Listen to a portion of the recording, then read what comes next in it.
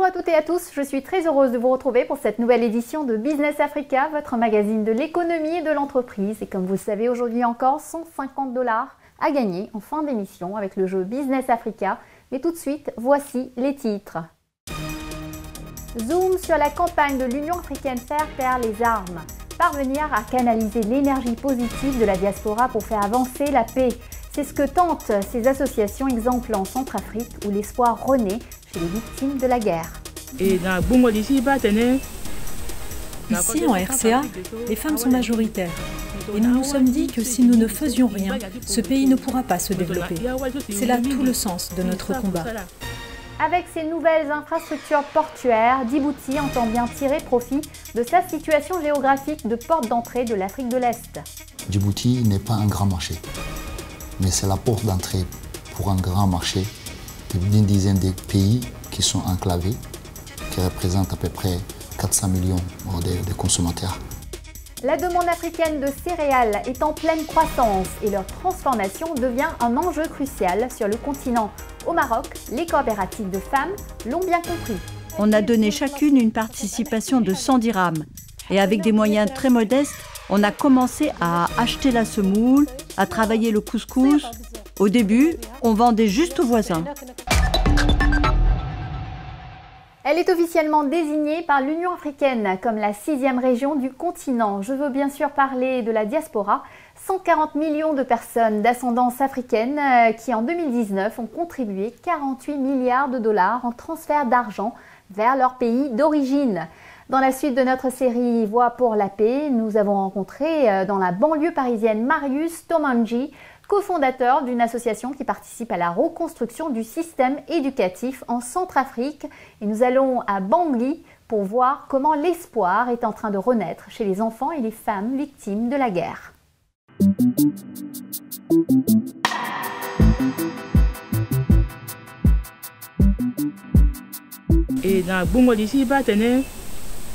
Ici, en RCA, les femmes sont majoritaires.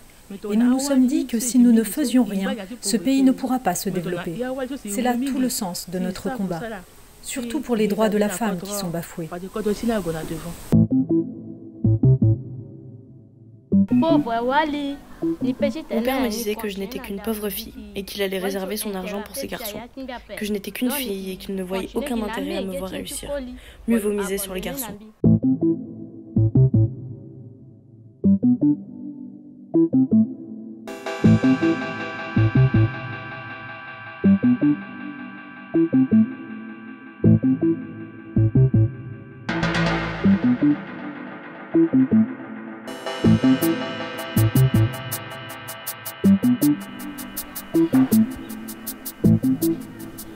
La première chose qui me vient en tête en regardant cette vidéo, c'est un sentiment de fierté. Fierté parce que ACFK a permis à ces jeunes filles d'avoir un métier, d'apprendre un métier pour pouvoir se subvenir à leurs besoins.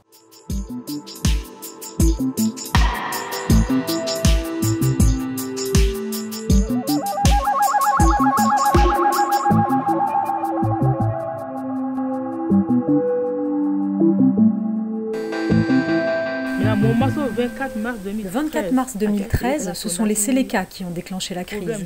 Ce sont eux qui occupent encore de nos jours 14 des 16 préfectures de la RCA.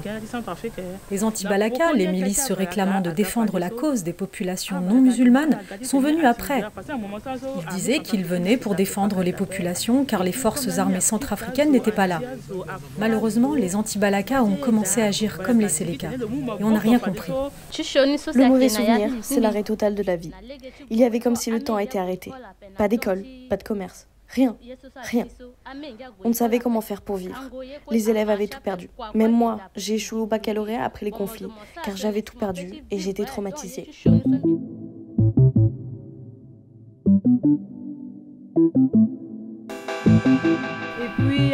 Écoutez, dans ce qu'il s'est passé, c'est nous les femmes qui sommes comme toujours les victimes. Nous avons perdu maris et enfants. Nous sommes abandonnés à nous-mêmes.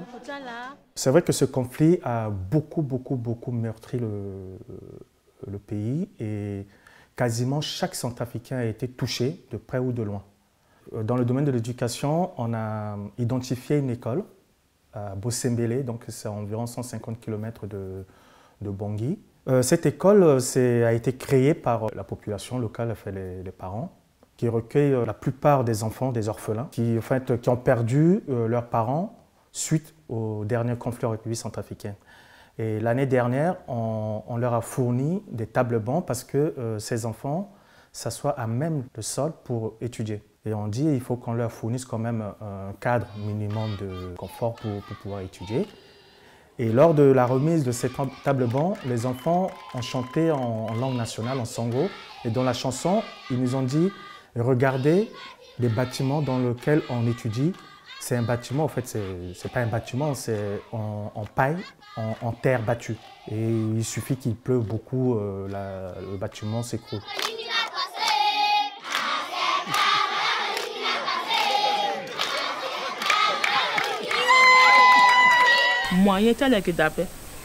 Ce sont des filles pour la plupart démunies et nous les aidons. Mais malgré cela, il y en a qui n'arrivent même pas à payer. Et certaines abandonnent. Elles ont de la volonté, mais elles n'y arriveront pas sans aide.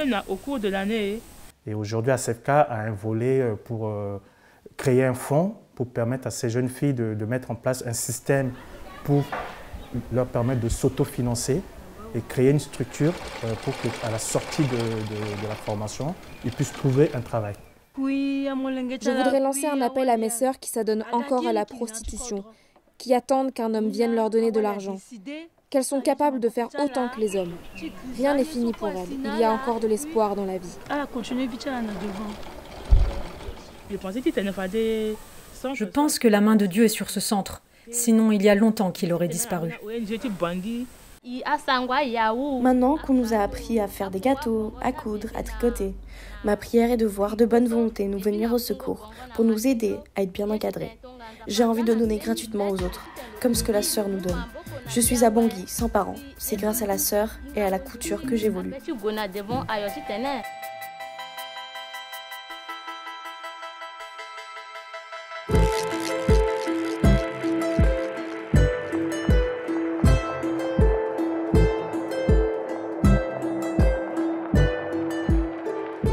Et la semaine prochaine, nous prendrons la route du Togo pour nous rendre dans la région des savanes où la médiation des chefs locaux a apaisé les conflits agro-pastoraux.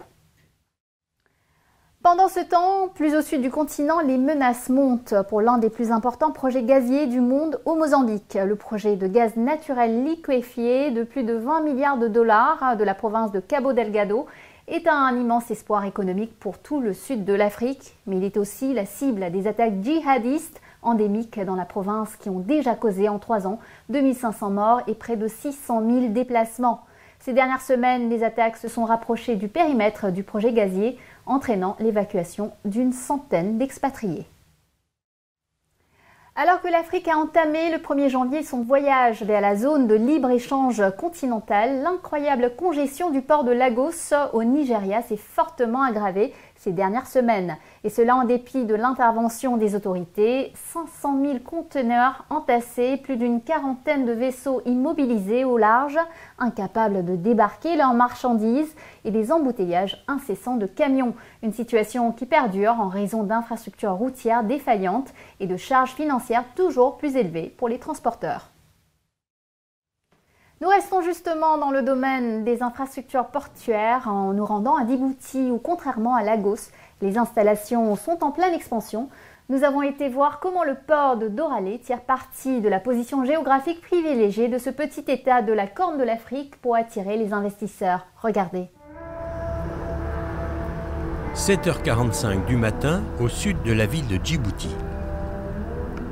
Nous sommes à la gare de Nagad. Cet imposant bâtiment est le point de départ de la ligne Djibouti-Addis Abeba, opérationnelle depuis janvier 2018. Jusque-là, les voyageurs gagnaient l'Éthiopie en bus ou, pour les plus fortunés, en avion. La nouvelle ligne de 750 km suit le tracé de l'ancien chemin de fer. Un projet de 4 milliards de dollars financé à 70% par la Chine et appelé à devenir la pierre angulaire du nouveau dispositif logistique de Djibouti. Ceci renforce la performance logistique et donc ça rehausse donc effectivement la compétitivité donc des différents ports que nous avons donc investis. C'est un symbole également aussi de l'intégration régionale. de l'intégration, tout d'abord entre les deux pays. Le trafic entre Djibouti et l'Éthiopie est en effet aussi et surtout une affaire de marchandises. Sur les 5 trains qui voyagent quotidiennement entre les deux pays, 4 sont des convois qui peuvent aller jusqu'à une centaine de containers. À terme, 4 à 5 millions de tonnes devraient être transportées par le train chaque année, directement depuis le port. Ces marchandises, les voici dans des containers en plein déchargement à Doraleh, le nouveau port ultramoderne de Djibouti. Ce paysage, c'est à la fois un symbole de la croissance économique de Djibouti et aussi sa plus grande chance, l'atout d'une position géographique exceptionnelle. Djibouti se situe à l'entrée du détroit de Bab el-Mandeb, sur la mer Rouge, donc à 6 heures seulement de l'une des principales voies maritimes où transitent 30 000 navires par an ou 90 navires par jour. Pas moins de 60% du trafic maritime international transite dans ces eaux. Derrière ces chiffres se profile la gigantesque économie éthiopienne.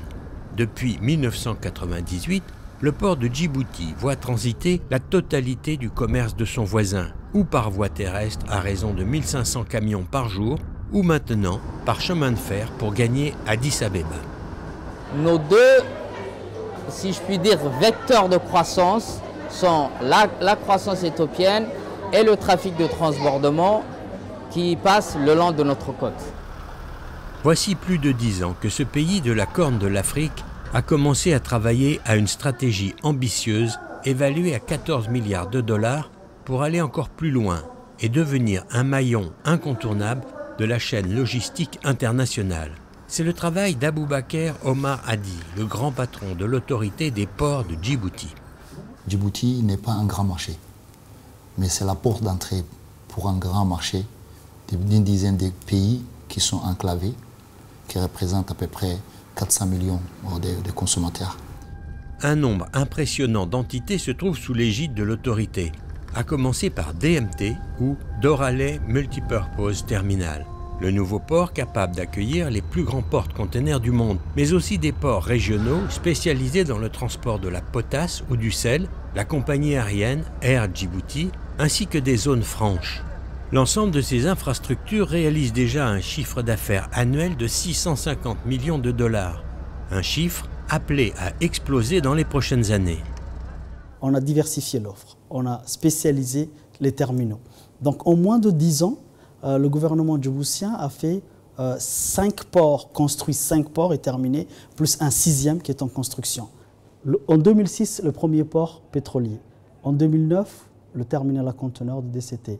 En 2017, DMP, que vous êtes ici, et puis le port de Tadjoura et le port de Goubet. Cet ensemble de projets très ancré à la croissance éthiopienne et aux économies africaines enclavées est un pari qui attise la concurrence des autres ports. La concurrence devient très rude. Et c'est pour ça. Et donc, il faut que nous, on s'y prépare pour qu'on puisse répondre aux besoins de nos clientèles. Puisque nous, on n'a pas d'autre richesse. Notre richesse, c'est la zone portuaire. Il faut dire que la récente réconciliation entre l'Éthiopie et son voisin l'Érythrée, qui bénéficie d'un large accès à la mer, risque de remettre en cause le monopole des ports djiboutiens.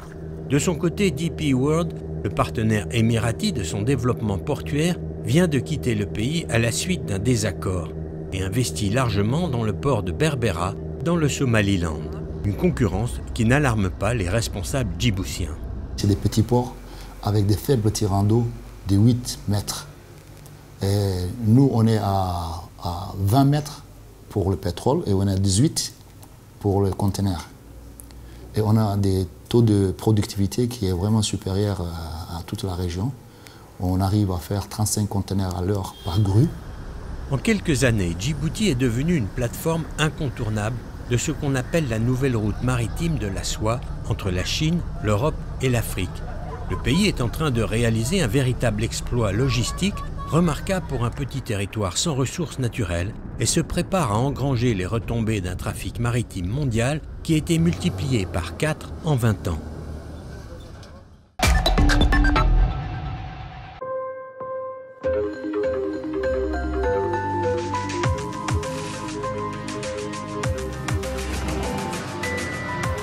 Se mobiliser, Réinventer. Continuer à avancer. Pour nos 175 000 entreprises clientes en Afrique, nous sommes mobilisés. C'est vous l'avenir. Société Générale. Bienvenue dans la deuxième partie de notre émission. Quand les Africains seront-ils vaccinés contre la Covid-19 ? La question commence à susciter des tensions. John Nangassang, directeur des Centres africains de contrôle et de prévention des maladies, a estimé qu'il faudrait attendre octobre 2021 pour acquérir les doses nécessaires pour vacciner 60% de la population du continent. Et en dépit de l'initiative COVAX de mutualisation des achats de vaccins, les pays se fournissent en ordre dispersé. L'impatience monte en Afrique du Sud où les commandes du gouvernement sont jugées insuffisantes et les livraisons de vaccins trop tardives. Je me tourne maintenant vers un domaine encore peu connu en Afrique, la RSE ou la responsabilité sociale des entreprises. De quoi s'agit-il ? Eh bien, tout simplement, si vous êtes chef d'entreprise, c'est le choix d'intégrer des préoccupations environnementales, sociales et de gouvernance aux activités de votre société. Une orientation distincte d'une décision purement caritative puisqu'elle peut vous ouvrir des marchés. Et pour en parler, je suis rejointe par Loukman Lanignan, fondateur et président de l'association Société Inclusive qui conseille les dirigeants d'entreprises africains dans cette démarche. Loukman Lanignan, bonjour et merci de répondre à mes questions. Est-ce que ces politiques RSE sont faciles à appliquer en Afrique ? Non. Mais avec un accompagnement adéquat, cela peut se faire aisément. En effet, la plupart des entreprises africaines déploient déjà, sans le savoir, une politique RSE, beaucoup trop centrée aujourd'hui sur un volet caritatif. En effet, la plupart de ces grandes entreprises africaines ont des programmes de soutien caritatif d'œuvres sociales dans les pays d'implantation. Donc, il y a une adaptation à faire. Tout à fait, puisque la RSE doit tenir compte des réalités locales et les entreprises africaines ont des réalités qui ne sont pas les mêmes que les entreprises occidentales. Concrètement, que doit faire un chef d'entreprise africain désireux d'avoir une démarche RSE dans son entreprise ? La première étape pour structurer sa démarche RSE au sein d'une entreprise, c'est la réalisation d'un état des lieux. Et à partir de ce moment-là, c'est d'identifier et d'engager le dialogue avec ses parties prenantes, ce qui permettra par la suite de pouvoir identifier les différents enjeux RSE prioritaires pour cette entreprise. À partir de ce moment-là, avec l'aide d'un cabinet de conseil spécialisé sur la RSE comme le cabinet Lanignan, cette entreprise-là peut réaliser son plan d'action et le déployer aisément. Et par la suite, il est judicieux de prévoir également une évaluation de cette politique RSE mise en œuvre. Est-ce que c'est coûteux et quels bénéfices est-ce que cela va apporter à l'entreprise ? Effectivement, mettre en place une démarche RSE en entreprise a un coût. Mais laissez-moi vous dire que le coût de mise en place d'une stratégie RSE n'est rien par rapport aux avantages que peuvent en tirer une entreprise. En effet, déployer une politique RSE au sein d'une entreprise permet à une entreprise de gagner de nouveaux parts de marché. Aujourd'hui, la plupart des banques publiques d'investissement mettent des clauses RSE dans leurs appels à projets. Donc, une entreprise qui déploie une politique RSE pourra saisir ces opportunités-là. Mieux, déployer une politique RSE, c'est questionner son processus d'action.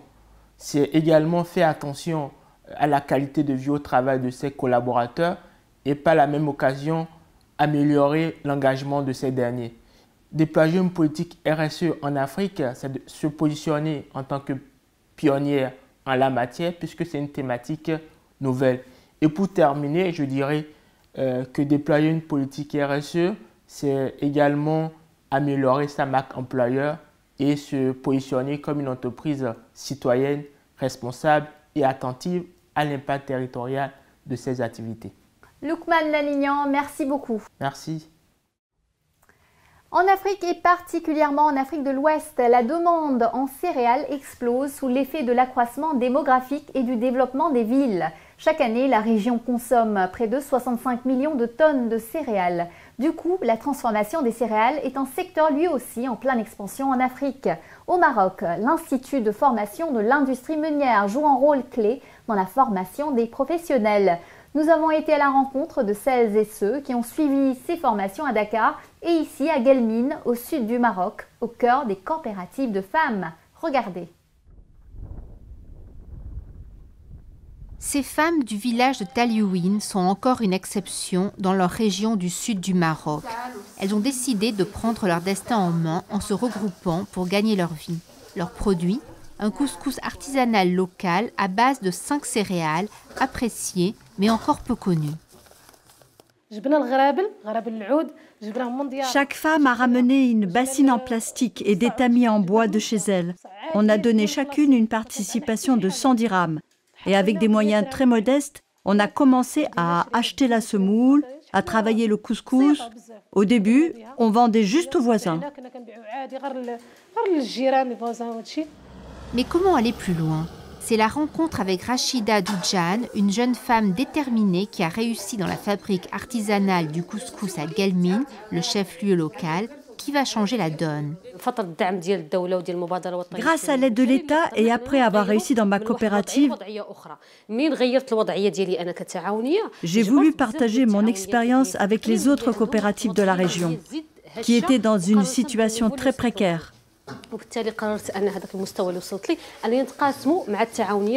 Comme celle du Tilwine, Asraré, la Biartida, qui se trouve dans un rayon de 150 km.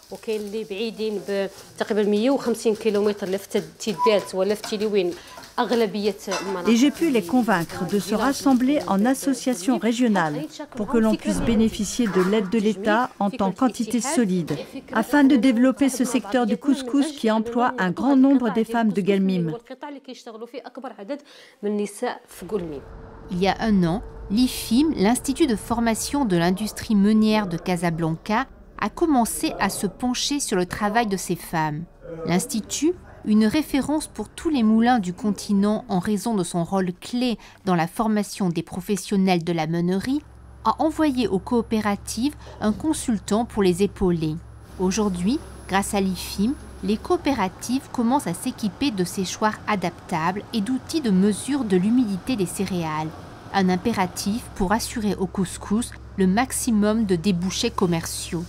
D'autant que les fédérations professionnelles sont déjà prêtes à aider.